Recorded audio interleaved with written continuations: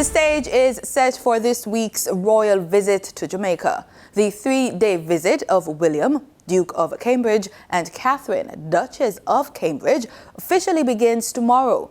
The royal couple is due to arrive at the Norman Manley International Airport shortly after 2 p.m. on Tuesday. On arrival, they will make a courtesy call on Governor-General Sir Patrick Allen and Lady Allen at King's House before attending sporting and cultural assignments.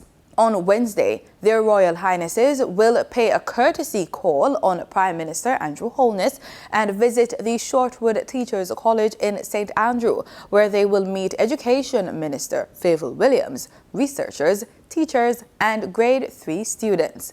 In their packed schedule, the couple will also make stops at the Spanish Town Hospital in St. Catherine and the Caribbean Infantry Training Center in St. James before closing off the day with a state dinner at King's House. On Thursday, the final day of their trip to Jamaica, their Royal Highnesses will participate in a Jamaica Defence Force commissioning parade, call on Chief of Defence Staff Rear Admiral Antoinette Weymouth-Gorman, and attend an Officers Club reception. This visit is part of a 3-nation Caribbean tour.